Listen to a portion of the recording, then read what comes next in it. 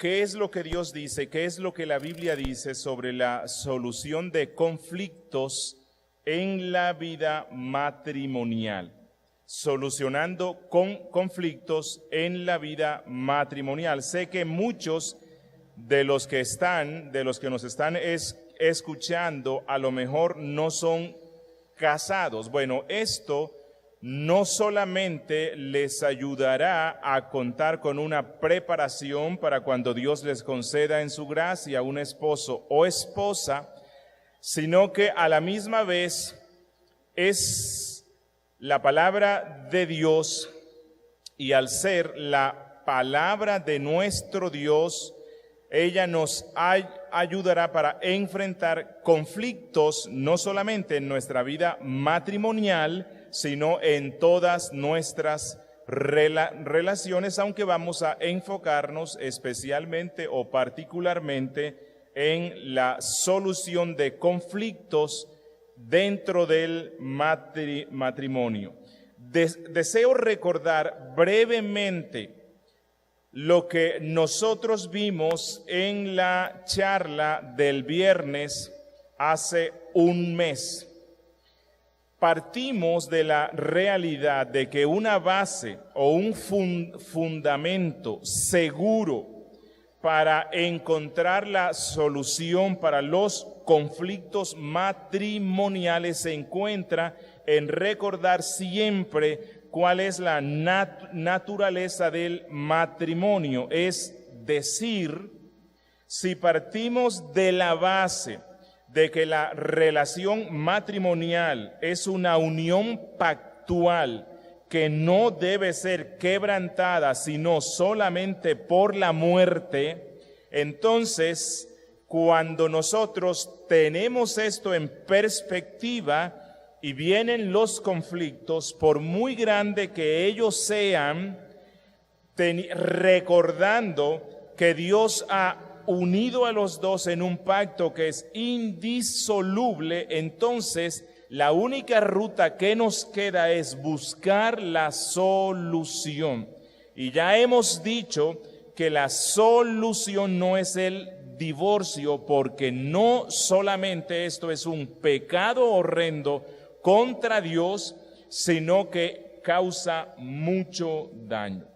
Segundo, dijimos que la naturaleza del matrimonio es que los dos que se casan se convierten en una sola carne, y esta sola carne no puede ni debe ser dividida. Y tercero, hemos dicho que el matrimonio fue diseñado para ser un reflejo fiel y glorioso de la relación perfecta, estrecha e indisoluble que existe entre Dios y su pueblo, entre Cristo y la Iglesia. Si nosotros mantenemos constantemente en mente, en nuestro corazón, estos tres fundamentos que nos dicen cuál es la naturaleza del matrimonio, ningún conflicto, por muy grande que sea, va a ser lo suficientemente como para destruir de una forma total esa relación matrimonial. Segundo, vimos que los conflictos matrimoniales no deben ser vistos como agentes destructores o malignos, sino como oportunidades que nos da Dios para que crezcamos en amor, para crecer en paciencia, perdón, tolerancia, humildad, la negación de nosotros mismos. En fin, los conflictos deben ser vistos como instrumentos para evaluar nuestra santidad, como oportunidades para ser cada día más y más como Cristo. Y vimos que para alcanzar este grado de santificación y gozo perpetuo en la vida matrimonial, debemos cultivar los medios de gracia, los cuales nos prepararán para enfrentar los conflictos de una manera sabia y edificante. Y especialmente insistimos en dos aspectos: por medio de la oración diaria, personal, familiar y constante, y por medio de la meditación diaria, personal, familiar y constante en la Biblia. Dijimos que la Biblia nos da las herramientas espirituales para enfrentar sabiamente cualquier conflicto. Dijimos que la oración nos da el poder de Dios para aplicar lo que la Biblia dice en cada ocasión. Por lo tanto, si nosotros somos diligentes en estos dos medios de gracia fundamentales, entonces tendremos todas las fuerzas de Dios y toda la capacidad y la sabiduría para convertir los conflictos en una fuente de bendición y crecimiento, en una fuente de amor y de perdón, en una fuente de humillación y negación de nosotros mismos. Hoy vamos a enfocarnos en las reacciones, evitando las malas reacciones cuando lleguen los conflictos. Pero vuelvo a insistir, esto que vamos a estar viendo hoy, que es eminentemente práctico, depende de la base que ya hemos puesto en la clase pasada. Si no hacemos y mantenemos en mente estos tres aspectos fundamentales, entonces nos va a ser difícil aplicar esto que la Biblia nos dice. Hoy vamos a concentrarnos entonces en evitando las malas reacciones en los conflictos o cuando lleguen los conflictos. Y con este fin vamos a centrarnos especialmente en Efesios capítulo 4, versos 31 al 32. Efesios capítulo 4, versos 31 y versos 32. El apóstol Pablo dice: quítense de vosotros toda amargura, enojo, ira, gritería y maledicencia y toda malicia. Antes, sed benignos unos con otros, misericordiosos, perdonándoos unos a otros, como también Dios os perdonó en Cristo Jesús. Hermanos, cuando somos un esposo o una esposa inmersos en la palabra de Dios y estamos bañados por esa oración diaria, tendremos las herramientas para reaccionar bíblicamente, lo cual significa sabiamente ante los conflictos o las controversias. ¿Por qué? Si no estamos bañados con lo que la Biblia dice, si no estamos inmersos en la oración, la tendencia normal de cada esposo o esposa es a reaccionar pecaminosamente cuando vienen los conflictos, especialmente por medio de la ira, por medio de la evasión o por medio de los esfuerzos carnales. Y estos son zorras pequeñas que dañan la armonía y la paz matrimonial. Dice Pablo: quítense de ustedes toda malicia. Y él dice que esta es amargura, enojo, ira, gritería y maledicencia.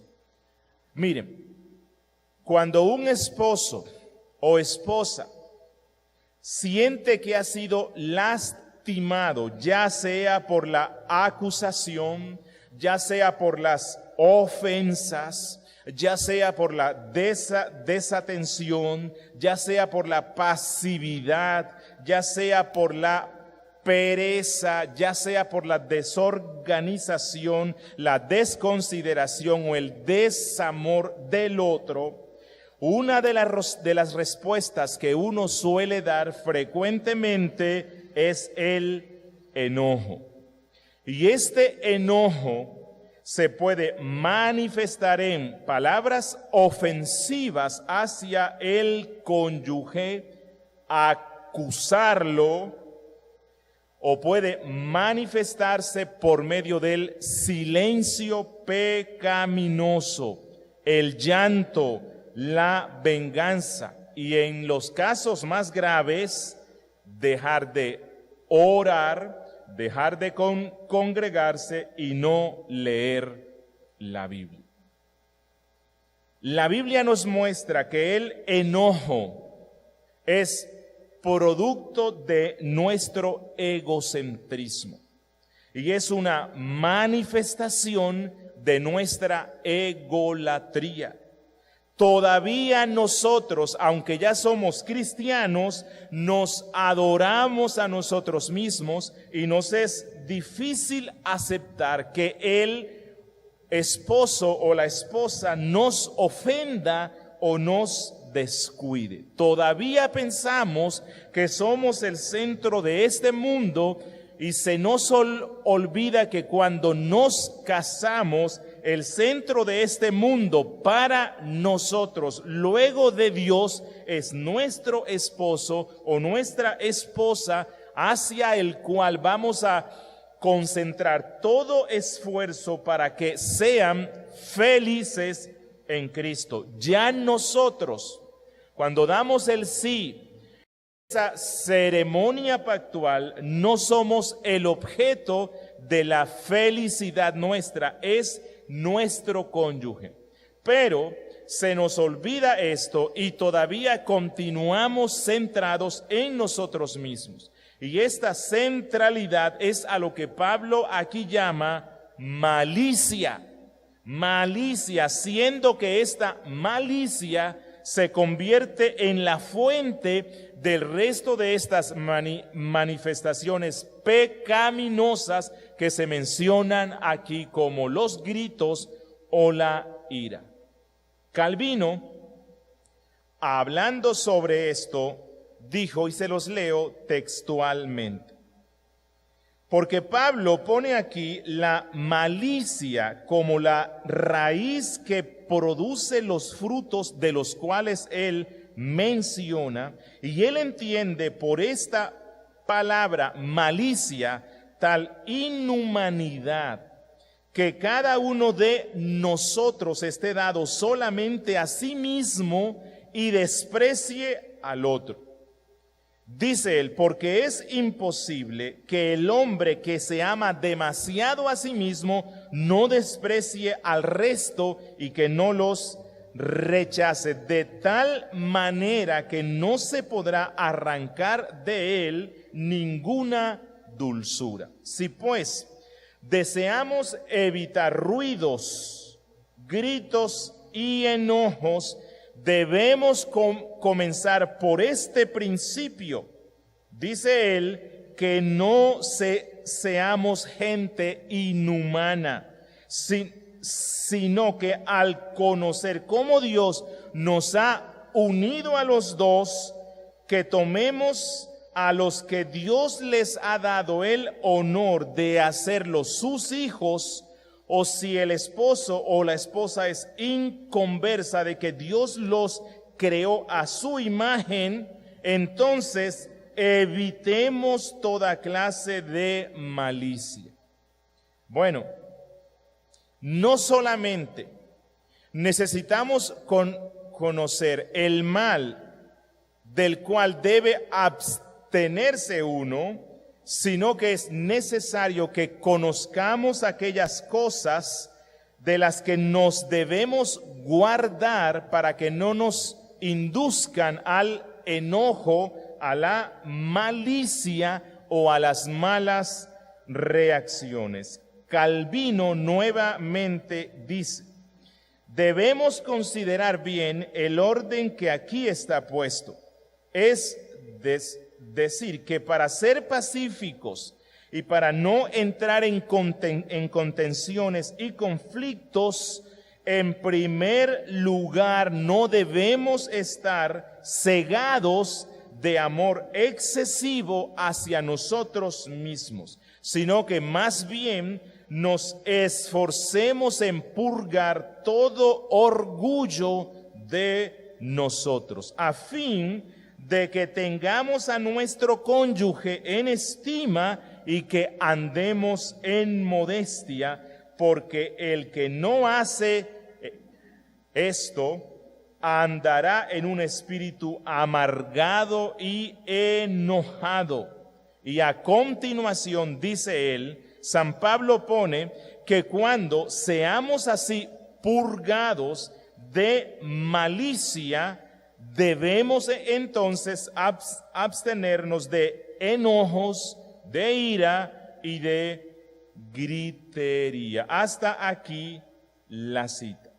Hermanos, cuando nosotros acudimos al enojo, a los gritos o a la maledicencia como una forma de enfrentar los conflictos, es porque además de vernos como los reyes de este mundo, que no pueden ser contrariados por nadie ni por nada, esto a la misma vez muestra que estamos buscando la forma de evadir el conflicto y de rechazar los procesos de santificación.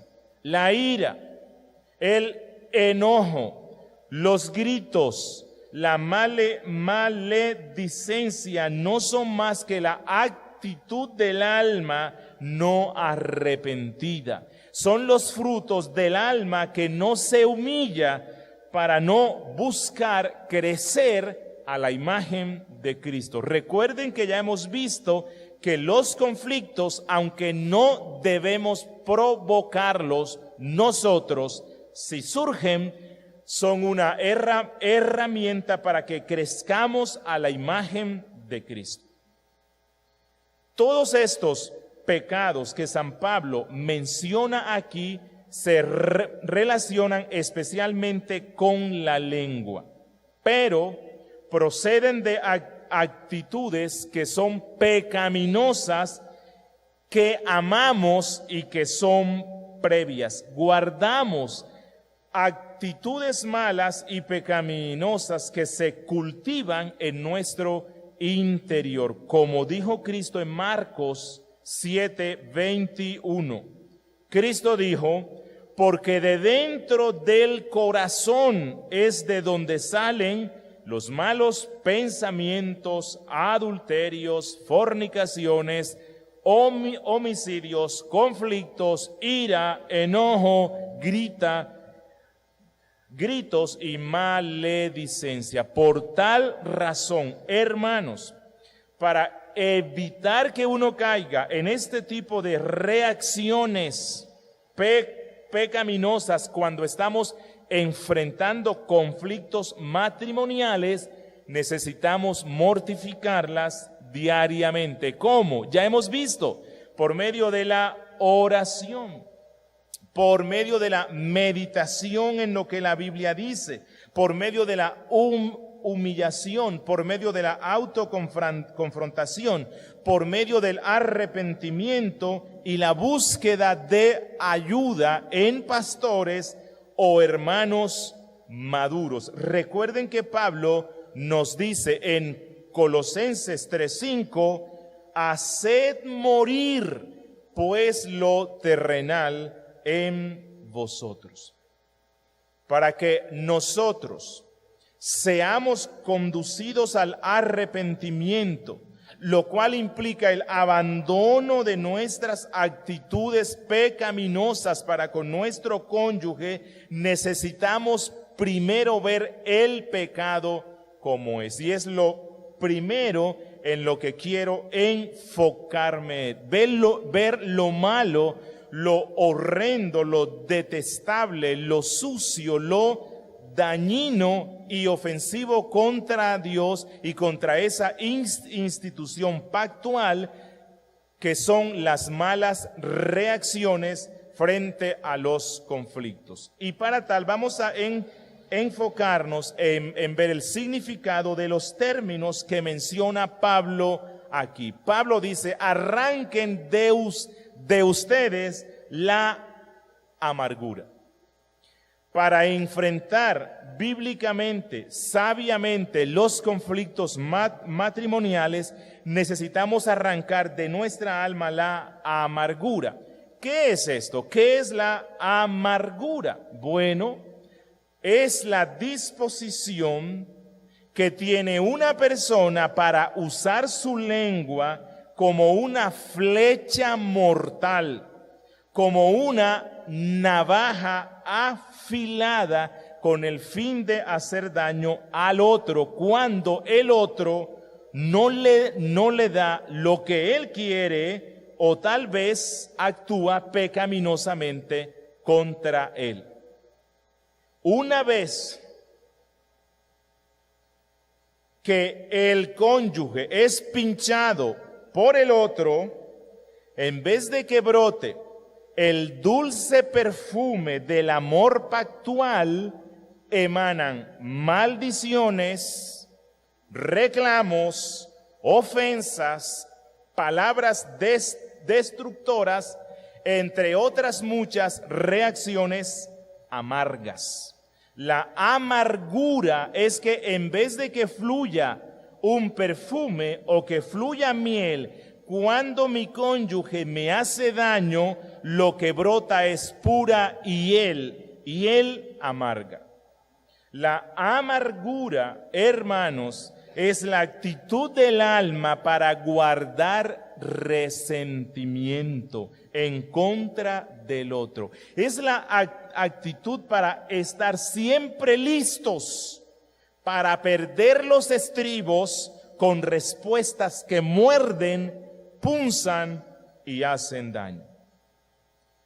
Lastimosamente, hay algunos cónyuges que tienen el vicio pecaminoso de guardar resentimientos y tratar de mantenerlos calienticos, rumiando los insultos y las injurias que el cónyuge le ha dado. Cuando esto pasa, entonces, como no estoy cultivando miel en mi alma, apenas que me punzan, lo que brota es hiel, amargura, ira, enojo, resentimiento. Y la Biblia nos muestra en el libro del Cantar de los Cantares que el matrimonio es ese sitio ideal donde solo debe fluir la dulzura de la miel del amor inalterable. Un amor que no puede ser apagado con las muchas aguas y que no puede ser destruido por ninguna actitud o predisposición para ser ofendido por lo que el esposo o la esposa dice. Amargura es el espíritu resentido que rehúsa la reconciliación. Miren, la amargura no solamente se expresa en palabras que ofenden y hacen daño, sino que se manifiesta por medio de un silencio pecaminoso que rechaza la reconciliación. Las dos situaciones, enojo o silencio, las dos cosas son muestra de un espíritu lleno de amargura. Luego Pablo dice: arranquen de ustedes el enojo, la cólera, la furia, enojo. ¿Qué es esto? Bueno, es una fuerte pasión de antagonismo que se expresa por medio del estallido, de esa réplica inmediata, de esa réplica incendiada, de esa réplica amarga. Y cuando el enojo se pone junto con la amargura y los gritos, Cristo le llama como un potencial homicidio en Mateo capítulo 5, versos 21 y 22. Ven lo horrible, lo horrendo que este pecado es. El que hace esto y practica esto prácticamente, dice Cristo, es un homicida. Y la Biblia dice que los homicidas no entran al reino de Dios. El enojo o la furia usualmente se manifiesta por medio de discusiones acaloradas, por medio de subir el tono de la voz. Y cuando esto sucede, cuando reaccionamos mal y vamos subiendo cada vez más el tono de nuestra voz, no solamente le hacemos daño al otro, sino que estamos rehusando encontrar la solución al conflicto. Y lo que expresamos es que yo quiero ganar egoístamente el conflicto a costa de la destrucción del amor y del respeto. Cuando el tono de la voz se sube en una discusión matrimonial, casi siempre va acompañada de palabras ofensivas y soeces, sucias, de las cuales luego hay que arrepentirse. Realmente el enojo es una pasión violenta caracterizada por el mal genio que no va con los hijos de Dios. Luego Pablo dice: arranquen de ustedes la ira. ¿Qué es esto? Bueno, esto es la indignación que domina el alma cuando el corazón ruge como un horno que arde. Eso es la ira, la indignación que invade y domina la mente cuando el corazón ruge como un horno que arde. La ira, hermanos, se caracteriza por sentimientos hostiles.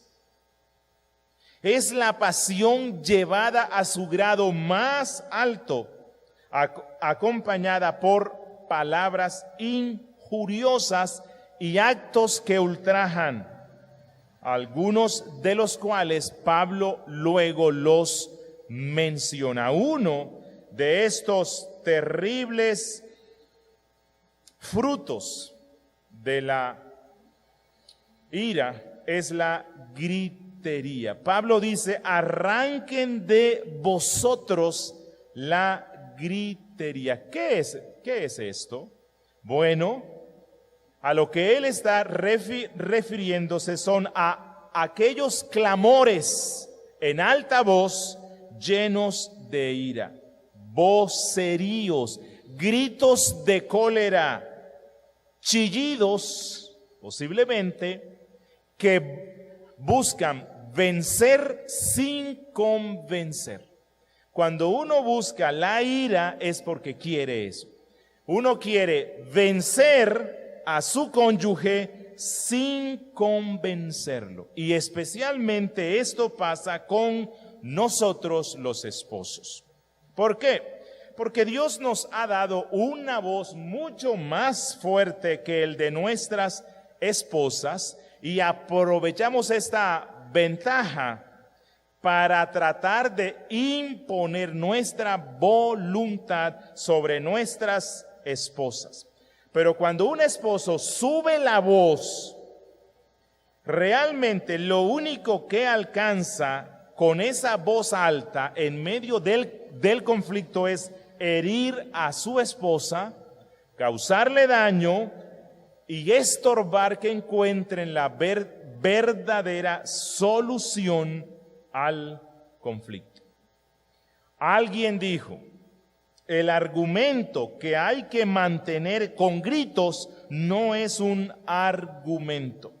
Y la discusión que se tiene que llevar a cabo con insultos no debe seguirse.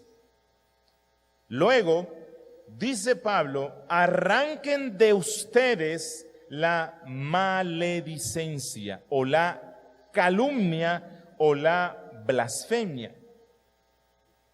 Y lo que él dice es, arranquen de su boca.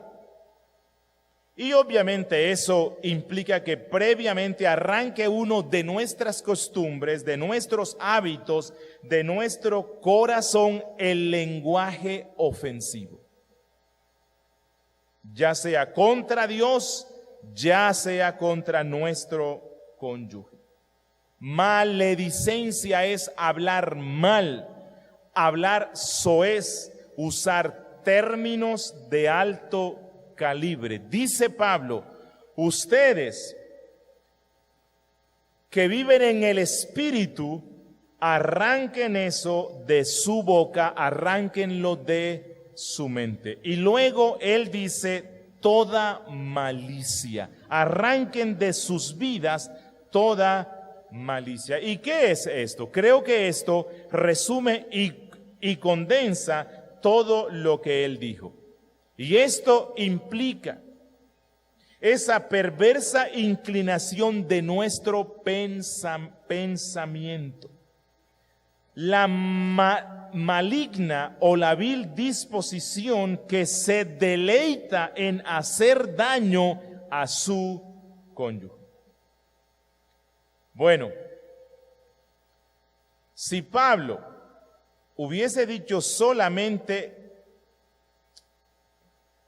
esta parte, quiten todo esto de vuestras vidas, el asunto no nos quedaría tan sencillo, porque realmente las reacciones pecaminosas ante los conflictos y especialmente ante los conflictos matrimoniales, la reacción de nuestra carne casi siempre es a hacerlo pecaminosamente, con ira, enojo, grito, amargura y con toda malicia. Porque usted puede tener conflictos con su jefe en la empresa, pero usted no le responderá con gritos. No. Usted puede tener conflictos con otras personas y no le responderá de la misma forma que se nos presenta aquí. Casi siempre esto se da cuando la relación es más cercana y estrecha, especialmente dentro del matrimonio. Pero Pablo no deja esto allí. Pablo dice, bueno, ya les he mostrado cuáles son las malas hierbas que ustedes deben arrancar. Pero les voy a decir luego qué es lo que deben plantar para reemplazar esas malas hierbas.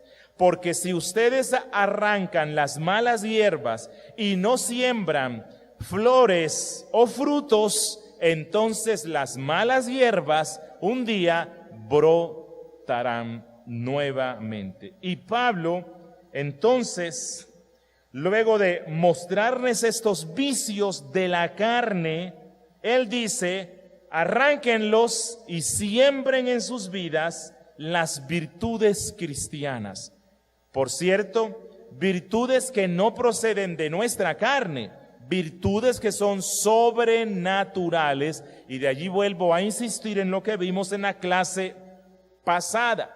Para poder cultivar estas virtudes necesitamos ejercitarnos diariamente en la oración personal, conyugal, familiar y en el estudio de la Biblia. Si nosotros arrancamos esas malas hierbas y sembramos las flores que Pablo nos menciona, entonces vamos a glorificar a Dios, reflejaremos el carácter de Cristo y en la vida conyugal vamos a exhalar las dulces fragancias que emanan de un corazón santificado y llenamos la vida matrimonial de ambrosías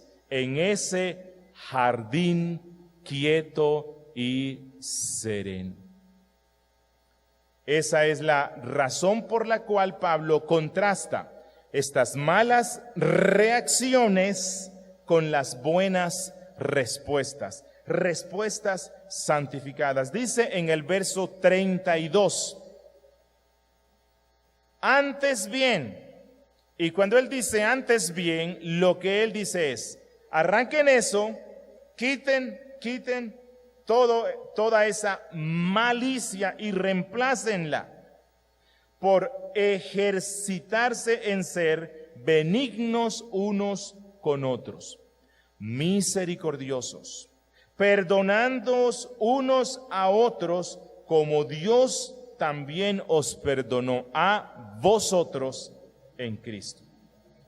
Miren, cuando nosotros estamos trabajando en encontrar maneras bíblicas para enfrentar los conflictos y que no nos lleven a la ira, el enojo, los gritos, debemos recordar que el ejercicio implica dos cosas. Y esto es algo importante porque hay veces que como cristianos nos esforzamos en quitar los vicios, pero no los reemplazamos por las virtudes opuestas. Y Pablo en Efesios capítulo 4, él insiste en mostrarnos que la nueva vida en Cristo debe caracterizarse por un constante abandonar el mal y reemplazarlo por la virtud opuesta a ese mal. Explico. Pablo dice, el que hurtaba, no hurte más.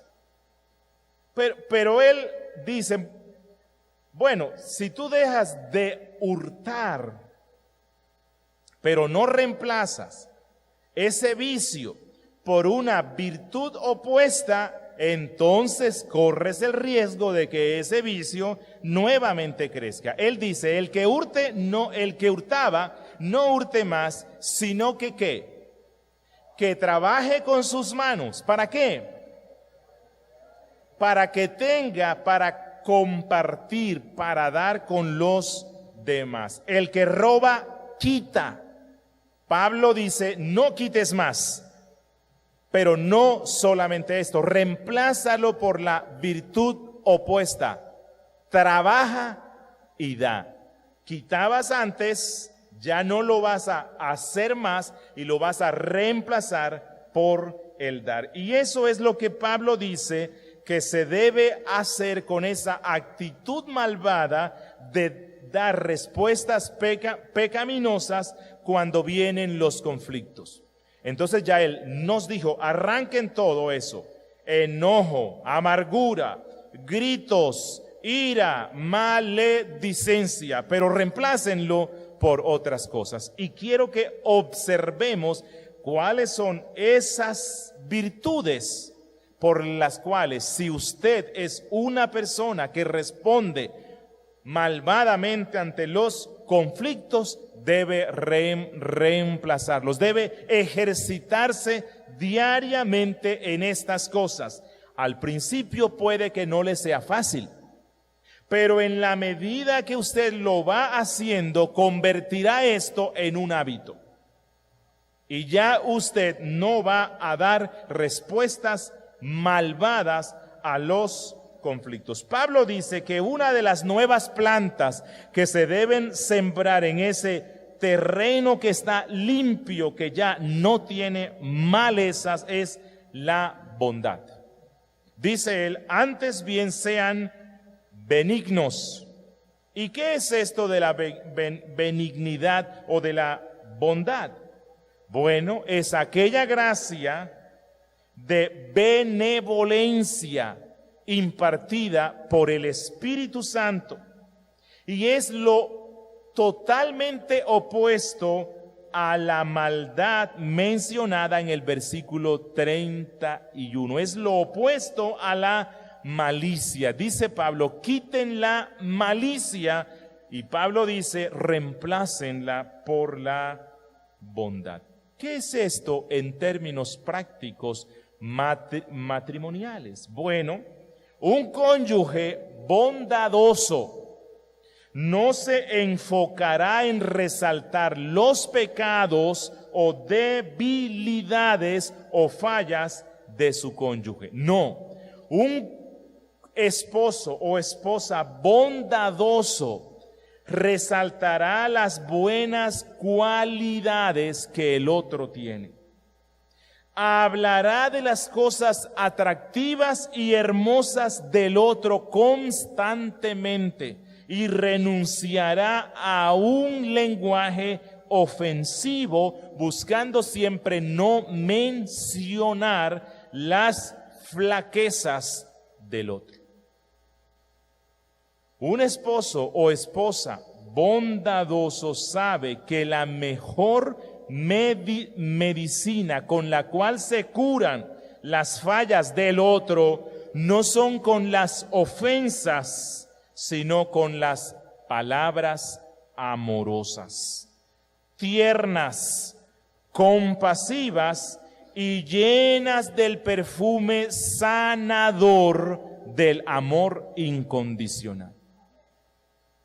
Miren, un esposo o esposa bondadoso ha tomado en serio lo que dice Pablo en Primera a Corintios, capítulo 13, versículo 4, cuando él dice, el amor es ¿qué? Benigno.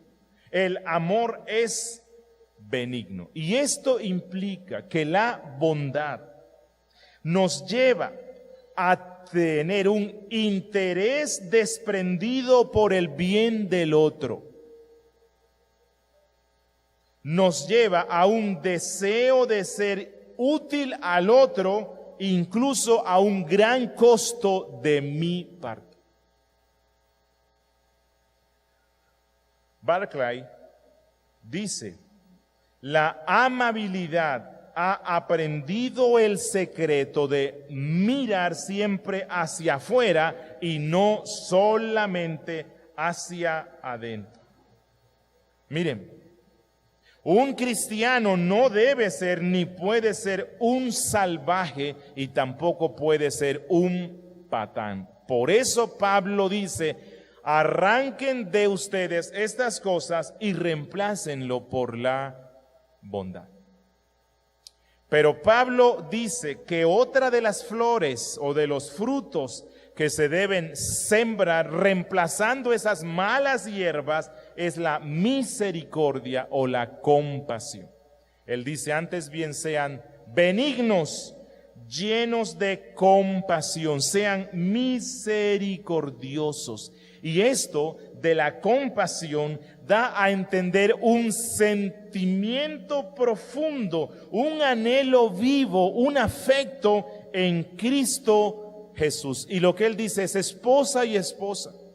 Tú que has estado acostumbrado a las reacciones pecaminosas en medio de los conflictos, una de las cosas que te ayudará a no reaccionar así es que cultives en ti un espíritu compasivo, un afecto intenso que solamente viene de Cristo Jesús.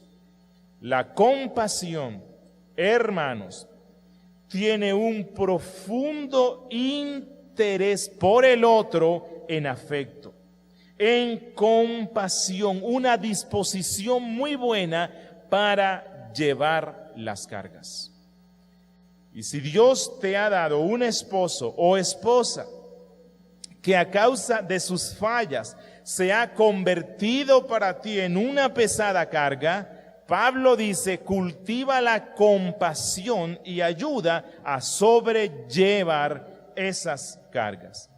No es fácil. Por eso necesitamos cultivar, como ya hemos visto, los medios de gracia. Oración, lectura de las Sagradas Escrituras. Y luego Pablo dice, perdonándoos, así como Cristo os ha perdonado. El perdón es uno de los aspectos claves para enfrentar las reacciones pecaminosas. ¿Por qué? Porque cuando yo reacciono pecaminosamente con ira, enojo, amargura, gritos o malicia, es porque me es difícil perdonar. Y no tolero ni soporto que mi cónyuge afecte los intereses míos o incluso peque contra mí. Mire, el perdón debe ser una actitud y acción constante que se cultive entre los esposos. ¿Por qué? Porque las ofensas no faltarán nunca.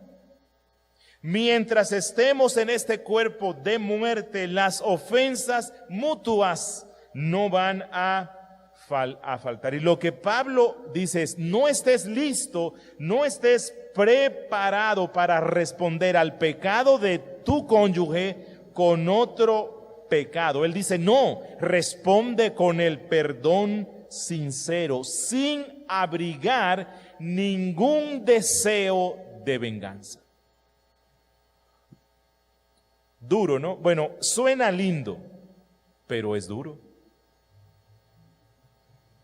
Mire, y Pablo dice, cultiva la disposición para perdonar las ofensas de tu cónyuge, tal y como Dios te ha perdonado a ti por medio de Cristo Jesús. Y el reto que nos pone Pablo es muy grande. Porque ¿cómo fue el perdón que nos dio Dios? Bueno, perfecto, libre, generoso, profundo, espontáneo, entusiasta. Ese es el perdón que el esposo o la esposa le debe dar a su cónyuge cuando las ofensas vienen. Un perdón perfecto, libre, generoso, profundo, espontáneo y entusiasta. Y no importa cuál ofensa haya sido. ¿Por qué? Porque Pablo pone el perdón de Dios a través de Cristo como el modelo del perdón que se debe dar entre los cónyuges y entre las personas. ¿Y qué fue lo que soportó Cristo de parte nuestra? Cristo soportó las ofensas más deleznables que se hayan soportado en este mundo. Sí. Mire, todas las injurias, ofensas que tu cónyuge te haya causado a ti, jamás podrá ser comparado con las ofensas que sufrió nuestro Cristo.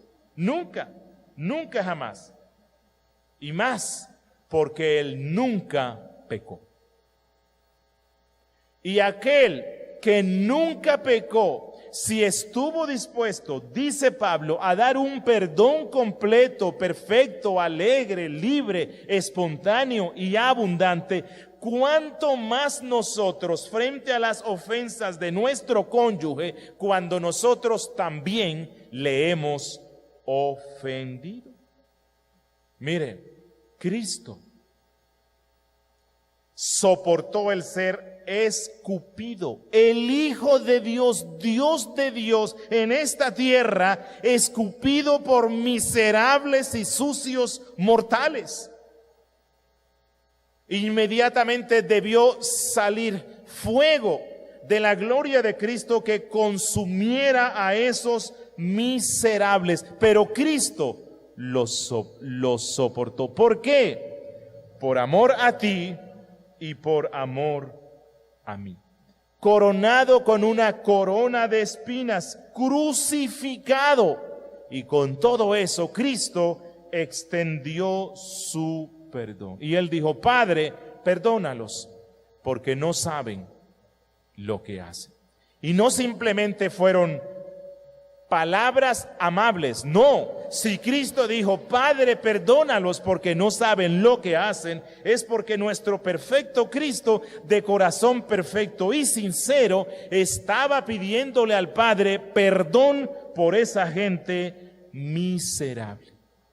Y lo que Pablo dice es, por cuanto Cristo, por cuanto Dios en Cristo nos perdonó cuando nosotros teníamos una deuda millonaria, entonces debiéramos perdonar a nuestro cónyuge cuando lo que nos debe es una miseria. Y a lo mejor, si cruzamos cuentas, puede que hasta yo le deba más.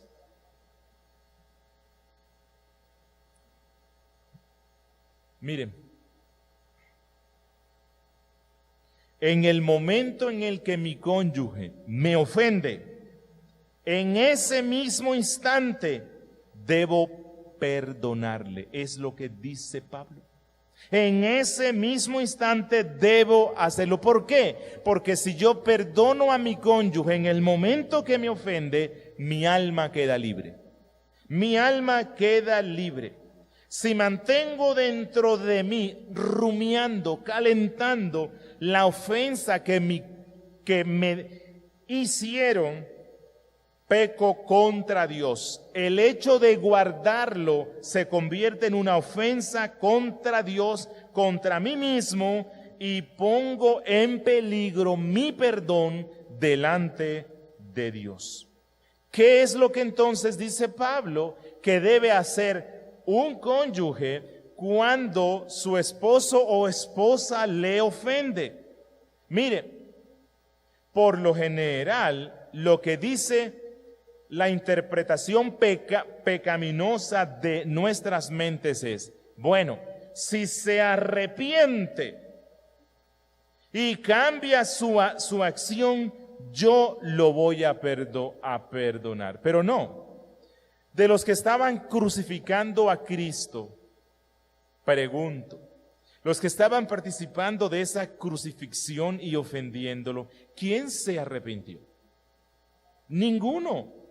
Pero Cristo les ofrece el perdón y Él dice, Padre, Padre mío, perdónales, porque no saben lo que hacen. El esposo o la esposa debe estar dispuesto a perdonar la ofensa de su cónyuge, se arrepienta o no. Pero puede que usted piense, pero es que si yo le doy mi perdón sin que se arrepienta, entonces volverá e insistirá en lo mismo. Bueno, este es un asunto entre él y Dios. Yo debo enfocarme en lo que Dios me manda que yo haga. Y lo que Dios me manda es que inmediatamente que me ofenden, ofrezco y tengo una actitud sincera, honesta al perdón. Si se arrepiente o no, es una cosa entre él y Dios. Obviamente que Cristo en Mateo 18 nos da un proceso el cual debe llevarse con aquel que ofende y nunca hay arrepentimiento. Pero independientemente de si empieza o no, si rinde fruto o no, ese proceso, la actitud que debo tener yo es darle mi perdón. Y si hago esto, yo soy libre. Difícil, ¿no? Duro. Pero si Pablo ordena que demos el perdón en las relaciones como iglesia, muchísimo más en las matrimoniales, donde hay un pacto que nos convierte en uno solo. Porque cuando yo estoy ofendido con mi cónyuge, siendo que somos una sola carne, estoy ofendido contra mí mismo. Cristo Jesús le enseña a todos los cristianos y a los casados cómo debemos responder cuando el otro actúa inapropiadamente o cuando somos tentados a responder pecaminosamente con ira. Miren lo que nos dice Jesucristo en Mateo capítulo 5, versos 38 al 39 y versos 43 al 45. Dice Cristo: oísteis que fue dicho, ojo por ojo. Si me sacan uno, yo tengo que sacar el otro. Diente por diente. Si me arrancan uno, yo tengo que responder así. Si me lanzan una piedra, respondo con una piedra. Pero yo os digo, dice Cristo, no resistáis al que es malo. Si tu cónyuge actúa pecaminosamente según tu interpretación, porque muchas veces cuando yo pienso que mi cónyuge está actuando mal, realmente lo que quiero decir es, mi cónyuge no está haciendo lo que yo quiero.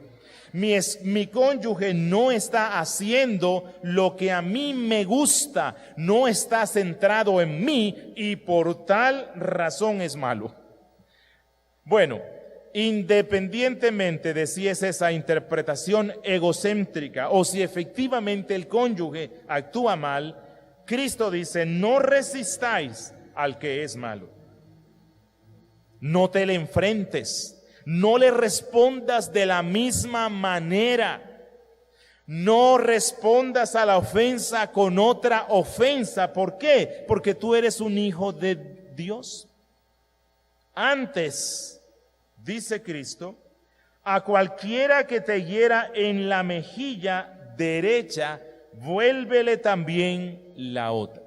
Y si eso hay que hacerlo con el enemigo, entonces debe ser un ejercicio constante con mi cónyuge, porque es muy posible que esa cachetada que yo pienso que mi cónyuge me está dando, tal vez no sea así, sino resultado de mis malas interpretaciones.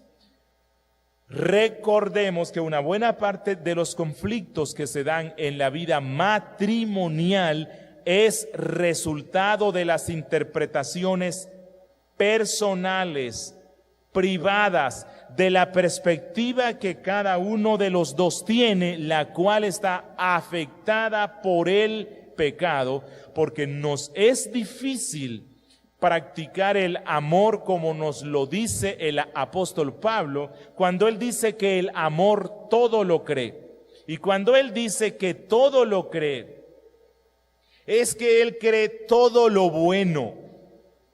Si mi cónyuge hizo algo o me dijo algo que me pareció malo, lo primero que yo debo hacer es procesarlo por esa mente bañada del amor de Dios, que mira las cosas desde una perspectiva buena.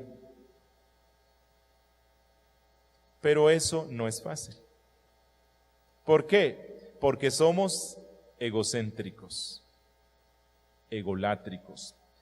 Buena parte de las consejerías que atiendo yo, me doy cuenta y se lo dejo ver a los dos, cada uno está interpretando la situación conflictiva desde su propia egoísta óptica.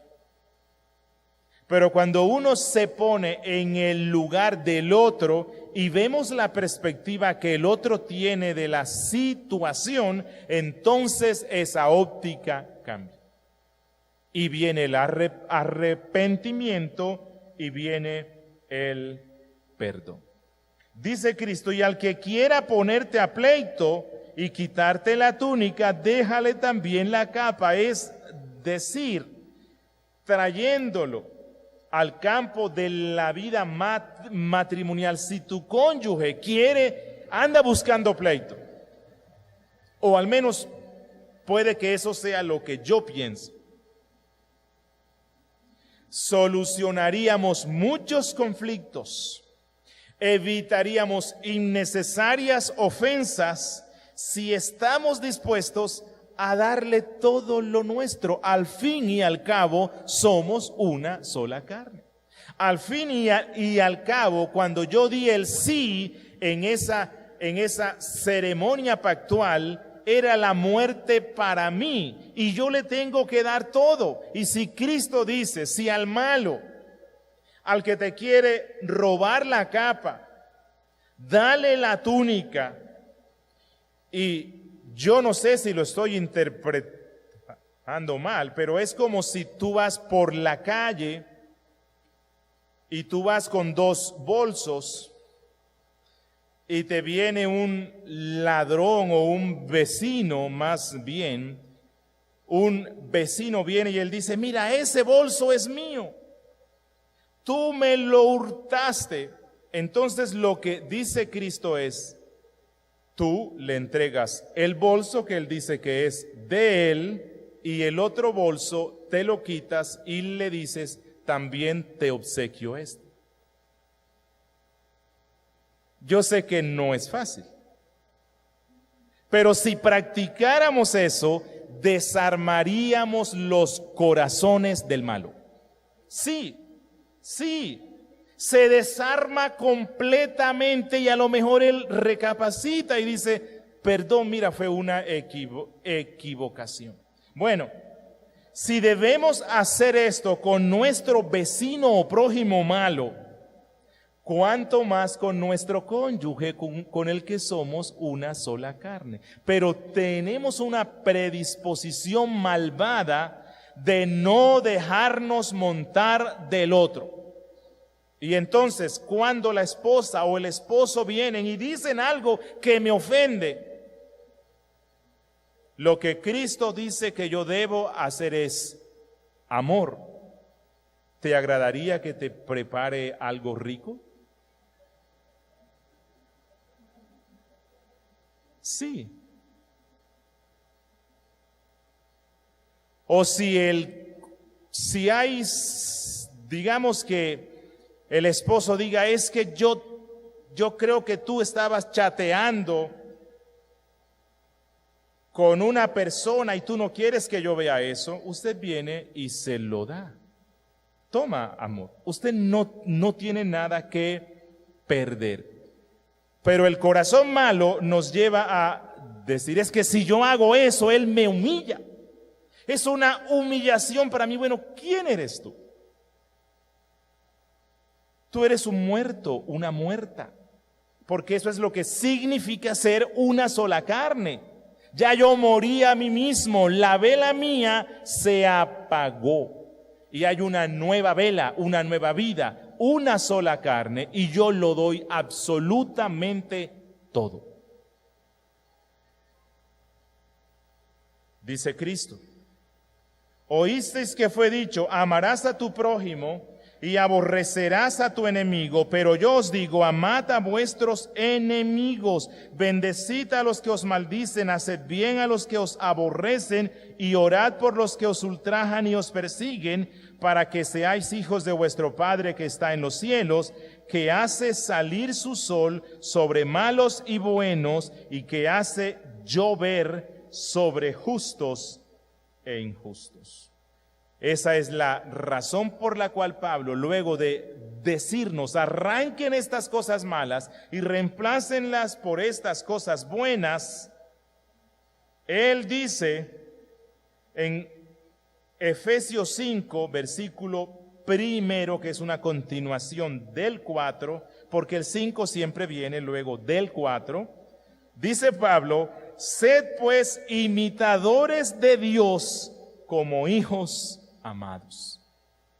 Perdonen de la misma forma como Dios les amó. Pablo en Romanos capítulo 12, verso 19 dice: no os venguéis vosotros mismos, amados míos, sino dejen lugar a la ira de Dios, porque escrito está: mía es la venganza, yo pagaré, dice el Señor. Como dije antes, no significa que cuando su cónyuge le hace algo malo o que usted cree que fue algo malo, usted va a decir: Dios, yo no me voy a vengar, pero yo te ruego que la furia de tu ira descienda sobre ese perverso. No. Respecto a los cónyuges, la paga del Señor es conducirlos al arrepentimiento y al cambio. Y eso es lo que uno debe rogar constantemente. Dios, transforma a mi cónyuge, cámbialo. ¿Por qué? Porque nuestros esfuerzos carnales solo propician reacciones, odio y amargura.